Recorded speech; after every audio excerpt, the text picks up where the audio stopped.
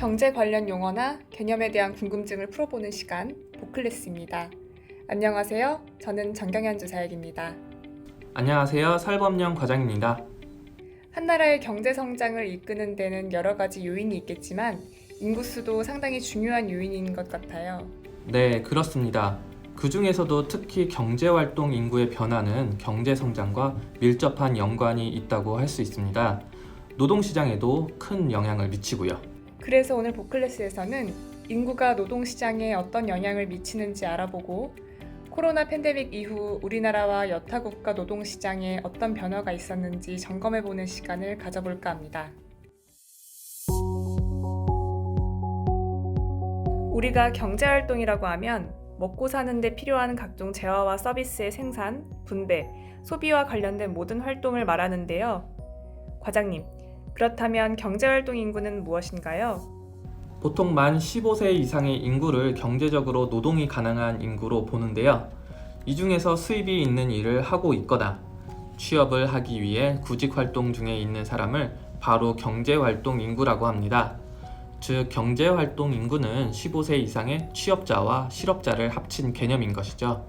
그리고 15세 이상 인구 중 경제활동 인구가 아닌 사람은 비경제활동 인구로 구분됩니다. 이를테면 주부, 학생, 취업준비생 또는 취업의사가 없는 사람들이죠. 그러면 이런 경제활동 인구가 늘어나면 상대적으로 부양이 필요한 인구가 차지하는 비중이 하락하고 부양을 위한 비용이 줄어들어 저축이나 소비, 투자가 늘어나게 되고 결국 경제가 성장하는 데 도움이 되겠네요. 반대로 경제활동 인구가 감소하면 경제 성장에 둔화될 수 있겠고요. 네, 그렇습니다. 또 경제활동 인구 감소로 노동력이 부족해지면 임금이 상승하게 되고 소비 측면에서도 경제활동 인구 감소는 부양률이 상승하고 소비 여력이 하락하면서 부정적인 영향을 줄 수 있겠죠. 요즘 경제 성장에서 인구의 중요성을 단적으로 말해주는 용어가 있죠.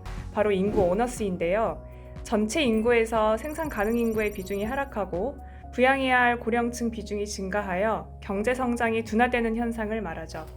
반대로 전체 인구 중 생산 가능 인구 비중이 증가하면서 노동력과 소비, 저축률이 함께 늘어나고 경제가 성장하는 현상을 인구 보너스라고 합니다. 특히 지금 인구 보너스에서 인구 오너스로 전환 중인 대표적인 나라가 있죠. 네, 바로 중국이죠. 중국 인구가 줄어든 건 마오쩌둥의 대약진 운동으로 대기근이 덮친 1961년 이후 61년 만에 처음입니다.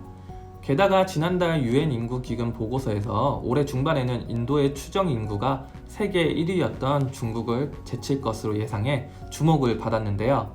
최근 시진핑 중국 국가주석이 인구 문제는 중국의 부흥과 관련된 중대한 일이라며 적정 수준의 출산율과 노동력을 유지할 대책을 마련하라고 지시할 만큼 인구 감소에 대한 위기의식이 고조되고 있는 것으로 보입니다. 지금까지 중국이 세계의 공장 역할을 하면서 짧은 기간 동안 눈부신 경제 성장을 했던 배경에는 이런 인구 보너스의 영향을 빼놓을 수 없을 텐데요. 어쩌면 지금까지 해왔던 세계의 공장 역할을 인도를 비롯한 다른 나라들에게 넘겨줄 수 있겠네요. 그런데 우리나라도 지금 인구 감소가 계속되고 있잖아요. 네, 지난 2022년 우리나라의 인구는 2021년 대비 11만 6천여 명 감소했습니다. 1년 전인 2021년에도 전년도에 비해 약 9만 1천 명 정도 감소했었는데 그때와 비교해서도 감소폭이 확대된 것이죠. 아무래도 저출산으로 인한 출생자 수의 감소도 원인 중 하나겠죠? 한 여성이 가임 기간 동안 낳을 것으로 예상되는 평균 자녀 수를 합계 출산율이라고 하는데요. 우리나라 합계 출산율은 OECD 회원 38개국 중 가장 낮은 수준이었습니다. 게다가 65세 이상 고령자 비율도 유럽 평균보다는 아직 낮은 수준이지만 빠른 속도로 올라가고 있습니다. 그래서 통계청의 중위 인구 추계를 기준으로 보면 노동시장에 진입하는 인구, 그러니까 15에서 29세 비중이 2022년 19%에서 2030년이 되면 15.1%로 하락할 것으로 보이는 반면 65세 이상 인구 비중은 19.8%에서 2030년에는 28%까지 큰 폭 상승할 것으로 예측됩니다. 그러면 우리나라는 새로 일할 수 있는 사람이 점점 줄어들고 부양이 필요한 사람은 계속 늘어난다는 얘긴데요. 그렇게 되면 우리나라의 고용시장이나 경제성장에도 악영향을 미칠 수 있겠네요. 네, 인구 구조의 변화는 물론 고용시장과 경제성장에 영향을 미칠 수밖에 없을 텐데요. 다만 그에 못지않게 경제활동 인구의 변화도 중요하기 때문에 주목할 필요가 있습니다. 15세 이상 인구 중 경제활동 인구의 비율을 경제활동 참가율이라고 하는데요. 우리나라의 경우 저출산, 고령화 우려에도 불구하고 경제활동 인구는 오히려 늘어나고 있는 모습을 보이고 있습니다. 그 이유로는 65세 이상 고령층과 여성들의 경제활동 참가율이 지속적으로 상승하고 있기 때문인데요. 이로 인해서 우리나라의 경제활동 참가율도 2000년부터 2023년까지 61%에서 63% 수준을 유지하고 있습니다. 경제활동 참가율이 높으면 기업에서 사람을 구하기도 쉬워지니까 고용시장도 안정적으로 유지될 수 있겠네요. 경제활동 참가율 외에 고용 관련 기사를 보면 실업률, 고용률 같은 지표도 많이 언급되는데 한번 짚어주시죠. 실업률은 경제활동 인구 중에서 실업자가 차지하는 비중을 말합니다. 그런데 고용률은 경제활동 인구뿐만 아니라 비경제활동 인구를 합한, 쉽게 말해서 15세 이상 인구 중에서 취업자가 차지하는 비중으로 실질적인 고용 창출 능력을 뜻합니다. 그러면 실업률이 0%라고 해서 무조건 고용률이 100%는 아니라는 얘기네요. 그렇죠. 그래서 노동시장을 판단할 때는 실업률과 고용률, 필요에 따라서는 더 다양한 지표들을 함께 볼 필요가 있습니다. 최근 팬데믹으로 인해서 상당 기간 고용시장이 불안했잖아요. 팬데믹 이후 우리나라 고용시장은 현재 어떤 상황인지 궁금합니다. 우리나라 고용시장의 지표는 팬데믹 이전 수준을 상회하고 있는 모습입니다.